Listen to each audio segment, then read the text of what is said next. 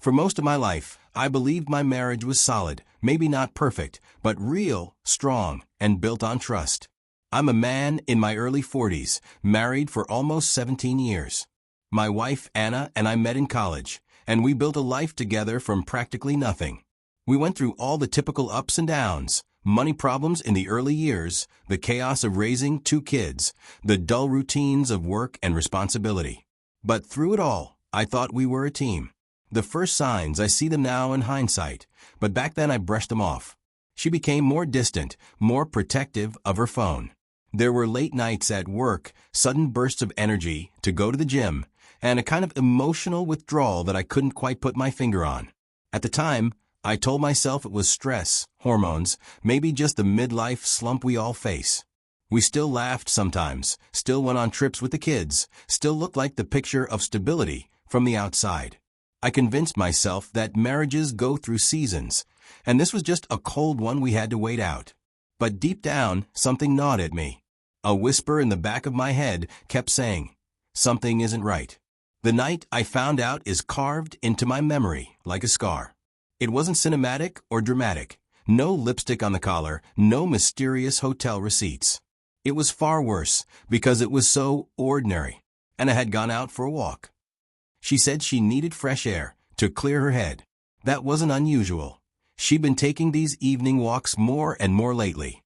But something in me snapped that night. Call it intuition, call it paranoia, I don't know. I just couldn't sit still on the couch anymore, staring at the muted TV while she was out there in the dark. So I grabbed my keys and decided to follow her. I told myself I was being ridiculous, that I'd probably just see her walking down Main Street with her headphones in, nothing out of the ordinary. But then I saw them. She wasn't walking alone. She was with my brother. My younger brother, David. They were sitting together in his car, parked near the old baseball field where we used to play as kids. And it wasn't just talking. I saw them kiss. Her hands on his face, his fingers tangled in her hair. The kind of kiss that wasn't casual, wasn't innocent. It was the kind of kiss you give someone you ache for. I froze. My heart was pounding, so loud I thought they might hear it even from inside the car. My body wanted to run, scream, break the windshield, do something. But I just stood there, hidden in the shadows, watching my whole world collapse in silence. That's when I knew. It wasn't stress. It wasn't hormones. It wasn't me overthinking. It was betrayal. I don't remember the drive home. All I know is that by the time Anna walked through the front door, I was waiting in the kitchen, shaking with anger I could barely contain. She looked startled to see me standing there, like she thought I'd be upstairs asleep. "Where were you?" I asked, my voice flat, too calm to be normal. She blinked, hesitated for a moment too long, and then said, "Walking. Just walking." I laughed, sharp, bitter, the kind of laugh that doesn't sound like laughter at all. With David. Her face went pale. She didn't even try to deny it at first. She just opened her mouth, closed it again, and then whispered, "You followed me?" As if that's the problem here, I shot back. My hands were gripping the edge of the counter, so hard my knuckles ached. "I saw you. I saw you with him. Don't you dare stand there and lie to me." Finally, she broke down and said, "It's not what you think." The oldest, weakest excuse in the book. I wanted to scream. "Not what I think." I snapped. "You kissed my brother. My brother, Anna. What the hell else am I supposed to think?" Her eyes filled with tears. She kept saying she was sorry, that she didn't mean for it to happen, that it was complicated. She tried to touch me, but I pulled away like her hands were fire. The woman I had built a life with, the woman I trusted more than anyone, looked like a stranger standing in my kitchen. And the only thing louder than her sobbing was the sound of my own heart breaking. That night, after the confrontation, I didn't sleep. I lay awake in the dark, staring at the ceiling, while Anna cried quietly in the other room. My chest felt hollow, like someone had scooped out everything inside me and left only an echo. Shock came first, sharp and cold, like falling through ice. Then anger followed, white-hot and consuming. Every memory we'd built together. Our wedding day, the births of our kids, the vacations, even the ordinary mornings drinking coffee, suddenly felt poisoned. Had she been lying to me for years? Or was this something new? I couldn't tell, And the not knowing was torture.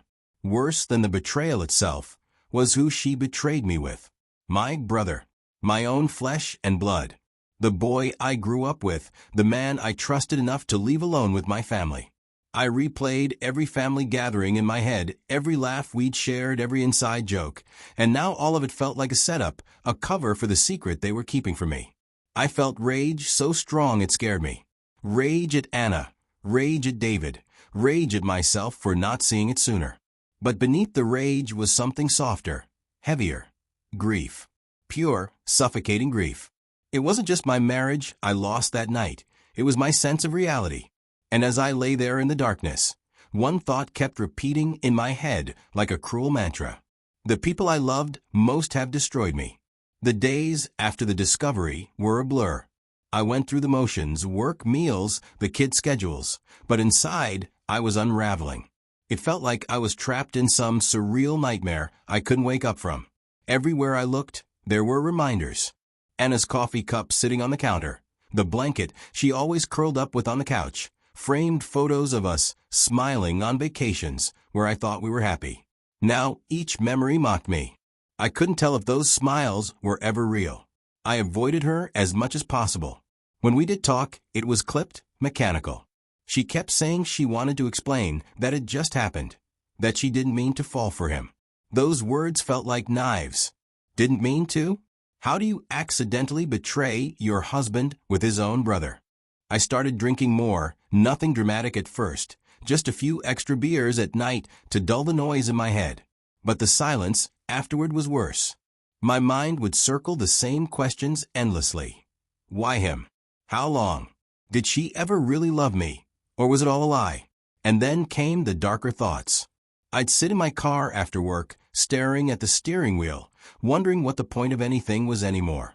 I wasn't suicidal, not really, but for the first time in my life, I understood how someone could get there. The betrayal hollowed me out in ways I didn't know were possible. I was no longer the man I used to be. I was just a broken shell trying to make it to the next day. A few nights later, I couldn't hold it in anymore. The silence between us had become unbearable, like a heavy fog that suffocated every corner of the house. After the kids went to bed, I told Anna we needed to talk, really talk. She sat across from me at the kitchen table, her hands wrapped around a mug she never drank from. Her eyes were swollen, her face pale.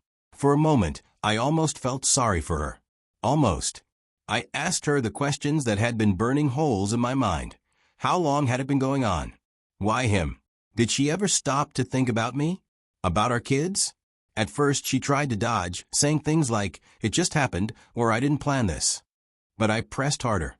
Finally, she admitted it had been going on for months. Months. That word rang in my head like a gunshot. While I was working late to provide for our family, while I was coaching our son's soccer team, while I was sleeping next to her every night thinking we were okay, she was sneaking away to be with my brother. I asked her if she loved him. She didn't answer. And her silence was the loudest answer I could have gotten. I felt something inside me collapse. Anger. Yes, but also a kind of finality. Like whatever thread had been holding us together had finally snapped. I told her I couldn't look at her the same way anymore. I couldn't look at us the same way anymore. She started crying, saying she didn't want to lose me, that she was confused, that she still cared for me. But all I could think was, she already lost me. She just doesn't know it yet. Confronting Anna was one thing. Confronting David, my own brother, was another beast entirely. I kept putting it off, partly because I didn't trust myself not to punch him in the face the second I saw him. But the weight of it gnawed at me. He couldn't just walk away from this, as if nothing had happened. One Saturday, I finally called him. My voice was cold, clipped. "We need to talk. Now." We met in the parking lot of a bar on the edge of town. I didn't want it to be anywhere near home. When he stepped out of his car, he had the nerve to look nervous, like he was the victim. "Listen," he started, but I cut him off. "No. You don't get to talk first. You don't get to explain. You don't get to justify sleeping with my wife."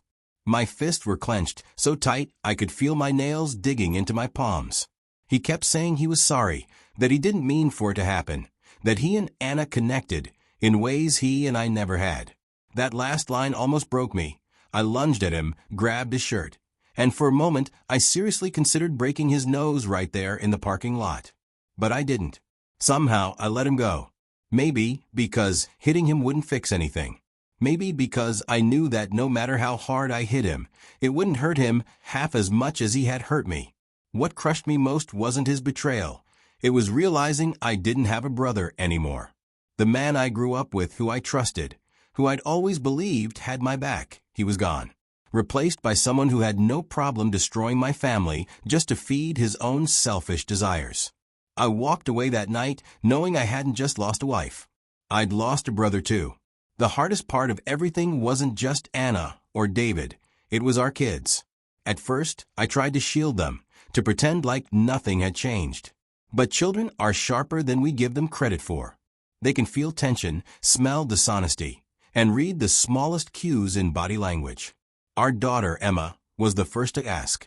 She was 8, sitting at the kitchen table doing her homework when she looked up and said, "Daddy, why are you and Mommy so quiet?" Her voice was small, but it hit me like a punch to the chest. I wanted to lie. I wanted to tell her we were fine, that everything was okay. But lying felt impossible. Not just impossible, it felt like betraying her too. So I said, "We're having some problems, Em. Grown-up problems. But we both love you and your brother very much, and that's what matters." She frowned, not satisfied with my answer, and I could see the confusion in her little eyes. My son, Liam, didn't say anything, but he started asking subtle questions about why I was always in my office at night, why Mom wasn't laughing like she used to. Watching them process this betrayal, seeing their innocence collide with the chaos between their parents, was worse than anything Anna or David had done to me. Their trust in our family structure was cracking, and I realized that no matter what I decided to do, I had to protect them from a fallout. I was angry, heartbroken, and terrified all at once. Because this wasn't just my marriage that was broken, it was the world they knew, the family they counted on. And for the first time, I felt the weight of responsibility more than my own pain. After the confrontation with David and the conversations with Anna, I started isolating myself. I stopped answering calls from friends, declined invitations, and even avoided family gatherings. It wasn't that I wanted to punish anyone else. It was that I couldn't stand pretending that the world hadn't shifted beneath my feet, that my life wasn't a lie. I spent long nights wandering the empty house, running my hands over furniture that once felt familiar, but now felt alien. I avoided Anna whenever I could, not because I wanted revenge, but because even her presence was a reminder of everything that had been taken from me. Work became both a refuge and a curse. I buried myself in spreadsheets, reports, and meetings, but every time I looked up, I felt the emptiness creeping back. I realized that no distraction could fill the hollow chest, the gnawing ache of betrayal. Loneliness settled in like a permanent tenant. I stopped confiding in anyone. Friends offered advice or sympathy, but I couldn't let them in. I was afraid of being judged, of being seen as weak or worse, as the man who didn't notice his wife and brother's deception sooner. Some nights I'd just sit in the dark, staring at the wall, thinking about what life had become. And the more I thought, the more I realized how utterly alone I had become, not physically, but emotionally, spiritually. The people I had trusted the most had abandoned me in the most intimate way possible. After weeks of spiraling, I realized I couldn't keep living as a ghost in my own life. I needed answers, not from Anna, not from David, but for myself. I needed to understand why this hurt so much, why the betrayal felt like a physical weight pressing down on my chest. I started journaling at night, writing down every thought, every flash of anger, every pang of grief. At first, the pages were full of curses, accusations, and despair. But over time, something changed. I began asking myself difficult questions. What part of this is my fault? Where did we go wrong? What do I really want moving forward?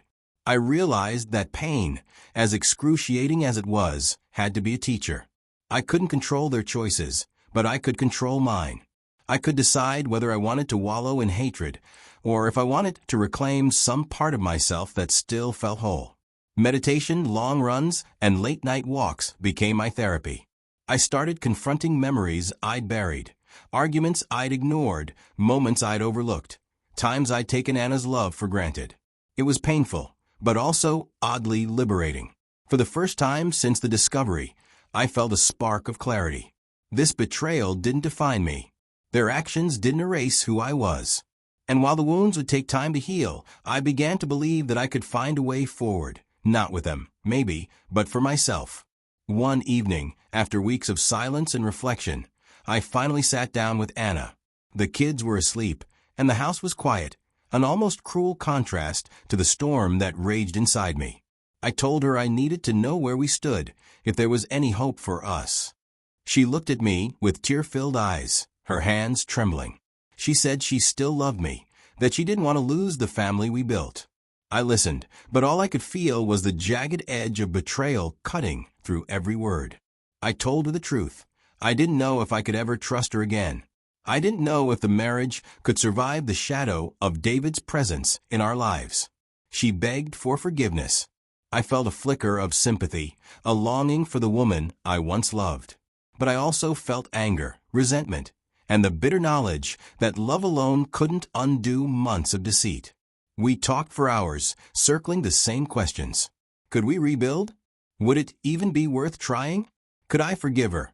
And could I forgive myself for staying with someone who had hurt me so profoundly? In the end, we didn't have answers. We only had honesty. And for the first time since the discovery, that honesty, painful as it was, felt like a small victory. At least now, we weren't pretending. After days of sleepless nights, endless reflection, and weighing every possibility, I finally reached a decision. I realized that staying in a marriage shadowed by lies and betrayal would only destroy me further. I could not rebuild trust that had been shattered so completely, not with Anna, not with David, not with anyone. It wasn't easy. I thought about the life we had built, the children, the years of memories, the comfort of familiarity. But I also thought about the constant ache in my chest, the hollow feeling every time I saw her smile or heard her voice. I knew that living like that, pretending everything was okay, would be a slow death of my spirit. So I chose to leave, not out of spite, not out of revenge, but to reclaim my life, to find peace, however imperfect, and to show my kids that integrity and self-respect matter, even when the people you love most fail you. I told Anna my decision calmly, without yelling or tears this time.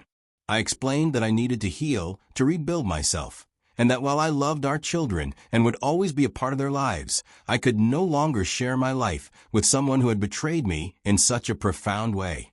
It was one of the hardest conversations of my life, but also the most necessary. The first weeks after moving out were surreal. The house felt impossibly large and quiet without Anna there, and yet I carried her absence like a weight in my chest.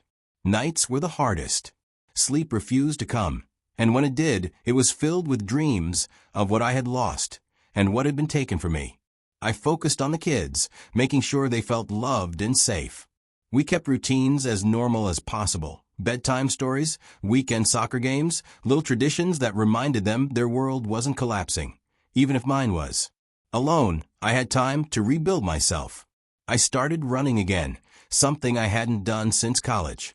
I took long drives with no destination, blasting music I hadn't allowed myself to enjoy in years. I even started seeing a therapist, which helped me confront the anger, grief, and shame I'd been carrying. Slowly, I began to understand that pain is a kind of teacher. It forces you to examine your life, to face truths you might otherwise avoid.